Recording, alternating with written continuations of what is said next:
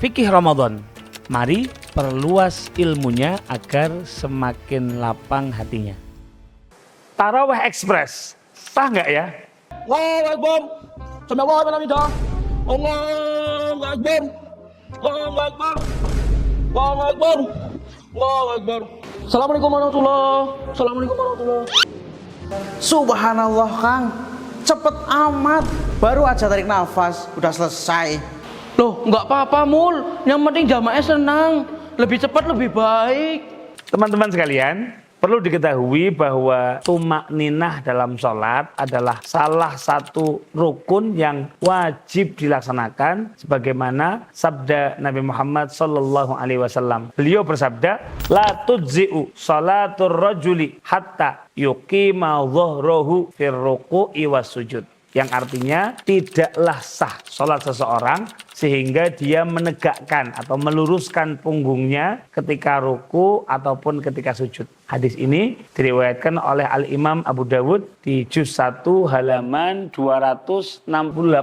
Perhatikan betul-betul mengenai tentang tumak ninah ini. Dahulu di zaman Nabi ada seseorang melaksanakan sholat, tetapi kemudian Nabi memerintahkannya untuk mengulanginya lagi. Nabi kemudian memanggil dan bersabda, irji fasalli fa innaka lam tusalli fasalla. Summa ja'a fasallama ala Nabi sallallahu alaihi wasallam faqala irji' fasalli fa innaka lam tusalli salatan. Maka Nabi memerintahkan, kembalilah wahai engkau laki-laki, salatlah lagi karena engkau belum salat. Maka orang itu pun salat lagi. Kemudian setelah salam mendatangi Nabi dan Nabi Muhammad SAW menyuruhnya untuk kembali sembari mengucapkan fa innaka lam tusalli. Engkau ini belum salat. Ini terjadi sampai 3 kali. Faqala walladzi ba'asaka bil haqqi fama uhsinu ghairahu fa'allimni. Maka karena memang tidak tahu di mana salahnya, maka laki-laki itu berkata, ya Rasulullah, demi Allah, zat yang telah mengutusmu dan membawa kebenaran, saya tidak bisa sholat lebih baik dari ini. Maka Rasulullah, tolong ajrilah aku. Beliau bersabda, sallallahu alaihi wasallam, apabila kamu ingin sholat, maka bertakbirlah. Kemudian bacalah ma tayassara minal Qur'an. Bacalah apa yang kamu mampu dari Al-Quran. Kemudian rukuklah sampai kamu tumak ninah atau tenang dalam keadaan rukuk. Sumarfa, angkatlah, bangunlah sampai kamu iktidal dengan sempurna. Kemudian sujudlah sampai kamu tumak ninah dalam keadaan sujud. Lalu bangkitlah dari sujud sampai kamu tumak ninah dalam keadaan duduk. Kemudian sujudlah kembali untuk kedua kalinya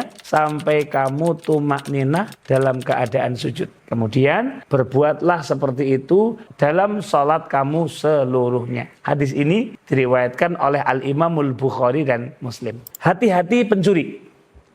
Ada orang yang sholat tapi justru kurang dicintai oleh Nabi dan dijuluki sebagai pencuri. Beliau bersabda, aswa'un nasi sariqatan alladzi yasriku min salatih. Qalu ya Rasulullah wa kaifa yasriku min salatih? Qala la yutimmu ruku'aha wa la sujudaha. Sejahat-jahatnya pencuri adalah orang yang mencuri dalam sholatnya. Mereka bertanya, ya Rasulullah, bagaimana mungkin ia mencuri dalam sholatnya? Maka beliau sallallahu alaihi wasallam menjawab, ia adalah orang yang sholat tetapi tidak menyempurnakan ruku dan sujudnya. Hadis ini diriwayatkan oleh Al-Imam Ahmad ibn Hanbal. Teman-teman, sholat tarawih itu sunnah. Tetapi harus diingat, melaksanakan tumak ninah dalam sholat itu hukumnya wajib.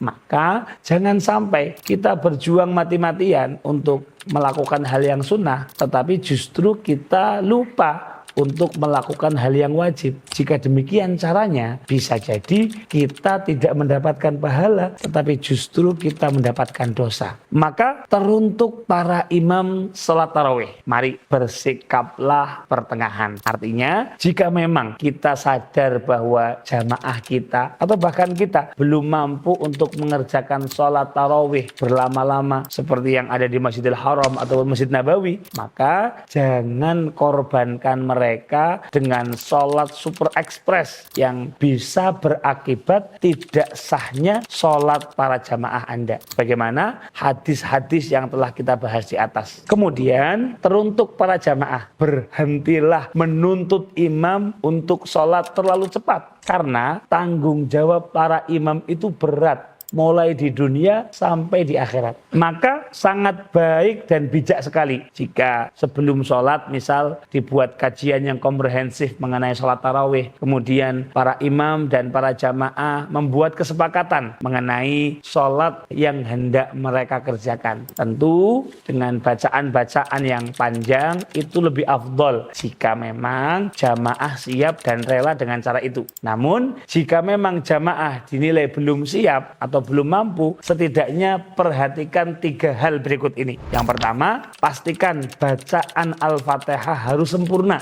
karena itu adalah rukun kauliyah dalam sholat. Yang kedua, tumakninahlah dengan sempurna ketika Anda ruku, ketika Anda sujud, ketika Anda i'tidal ataupun duduk di antara 2 sujud. Yang ketiga, penting juga untuk diberi edukasi kepada makmum tentang pengertian dan perbedaan antara makmum muwafiq dan makmum masbuk, sehingga para makmum dan jamaah memiliki ilmu dan edukasi yang cukup tentang 3 hal ini minimal. Kita berharap semoga Ramadan tahun ini menjadi momentum perbaikan dalam semua amal ibadah kita, termasuk tentang sholat tarawih kita semuanya. Mari kita luaskan ilmunya agar semakin lapang hatinya. Wassalamualaikum warahmatullahi wabarakatuh.